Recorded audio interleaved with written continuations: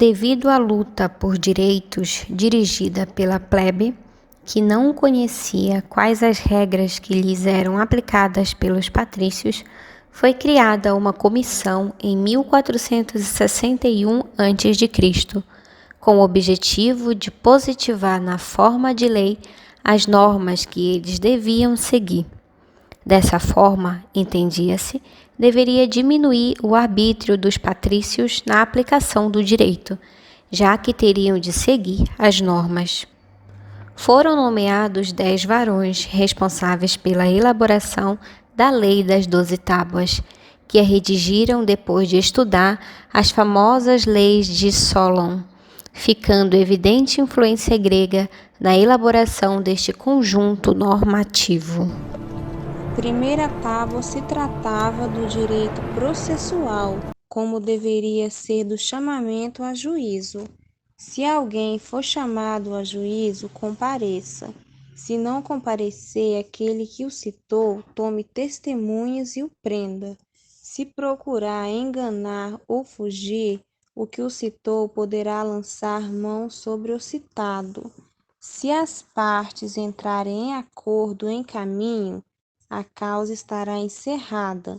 Se não entrarem em acordo, que o pretor as ouça no comitium e conheça das causas antes do meio-dia, ambas as partes presentes.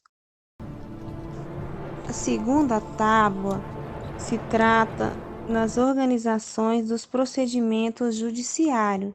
É um segmento dos princípios da primeira tábua. Nela contém regras sobre o furto e o roubo. Se alguém cometer furto à noite e for morto em flagrante, o que o matou não será punido. Se o furto ocorrer durante o dia e o ladrão for flagrado, que seja fustigado e entregue como escravo à vítima. Se for escravo, que seja fustigado e precipitado do alto da rocha Tarpeia. Tábua terceira. Direitos dos créditos. Se o depositário de má-fé praticar alguma falta com relação ao depósito, que seja condenado em dobro. Se alguém colocar o seu dinheiro a juros superiores a 1% ao ano, que seja condenado a devolver o quadro. O estrangeiro jamais poderá adquirir bem algum por uso carpião.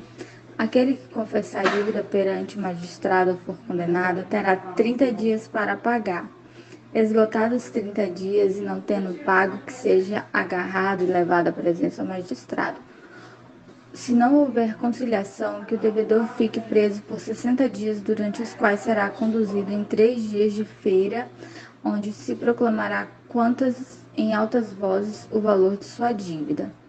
Se não muitos os credores, será permitido, depois do terceiro dia de feira, dividir o corpo do devedor em tantos pedaços quanto sejam os credores, não importando cortar mais ou menos. Se os credores preferirem, poderão vender o devedor a um estrangeiro além de ti. Quarta tábua. Pátrio poder. Primeiro, o pai terá sobre os filhos nascidos de casamento legítimo o direito de vida e morte e o poder de vendê-los. Segundo, se o pai vendeu o filho 3 vezes, que esse filho não recaia mais sobre o poder paterno. Essa tábua trata do pátrio poder na família. O pai tinha poder de vida, morte e liberdade de seus entes, inclusive com a venda de seus filhos, limitada a 3 vezes. Se não, perderia sobre ele o poder. Em casos de deformidade, havia o sacrifício, pois não tinha serventia militar ou agricultura. A norma foi inspirada no direito espartano da Grécia.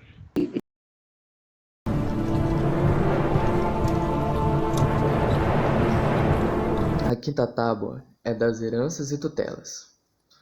A herança podia ser feita pela vontade do falecido através de um testamento, ou, no caso desse ter morrido intestado e sem descendentes, essa iria para seus parentes mais próximos, e caso esses não estejam disponíveis, a herança é entregue aos gentis.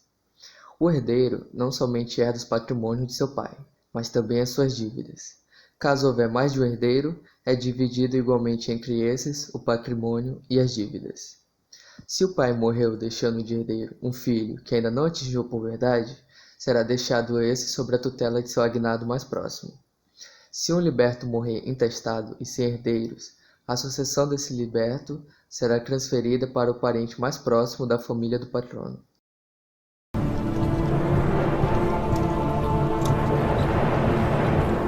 Sexta tábua.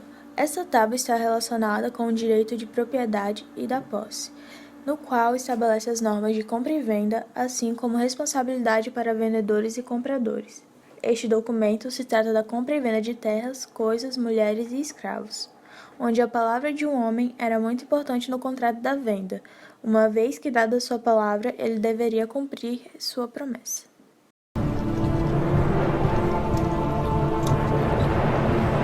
A sétima tábua pode ser considerada como uma espécie de complemento da sexta tábua, pelo fato das duas falar a respeito de propriedades.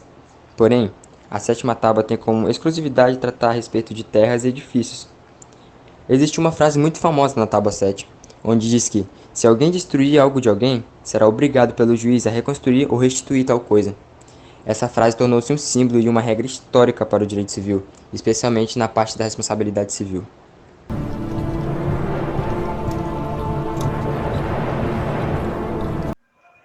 Uma das penas mais importantes, pois trata dos crimes e condutas ilícitas do direito romano, revolucionário para aquela época, contendo penas para os delitos, inclusive pagamento de compensações pelos prejuízos causados.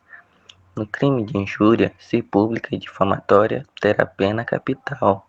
No roubo em flagrante, se o homem for livre, será surrado.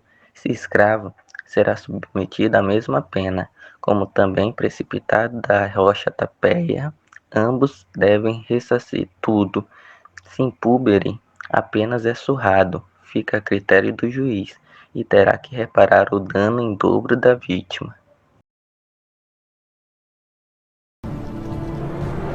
A tábua de número 9 contém características públicas, como, por exemplo, a proibição de privilégios perante a lei. Esta regra se dirigia especialmente à classe dos patrícios, que possuíam muitos privilégios em comparação aos plebeus.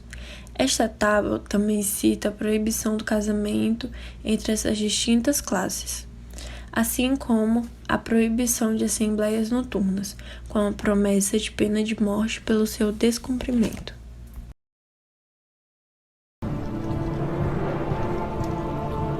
Tábua 10ª, do direito sacro. Uma das poucas diferenças da lei das 12 tábuas com relação ao direito grego da época está concentrada nessa tábua.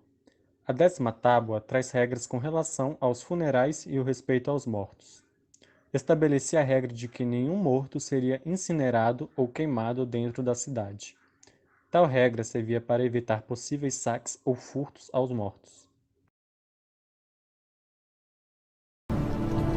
A 11ª tábua trata das classes, aonde estava expresso que o casamento entre patrícios e plebeus era proibido. Além disso, a tábua afirmava que a última vontade do povo teria força de lei.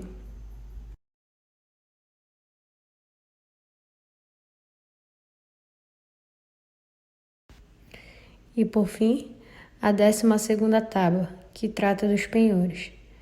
Na época, todos os escravos eram considerados incapazes. Portanto, se algum destes viesse cometer algum delito, uma ação judicial era movida contra o seu patrão. Este tinha o dever de reparar o dano perante a sociedade. Sendo assim, muitos escravos eram entregues ao Estado como forma de reparo.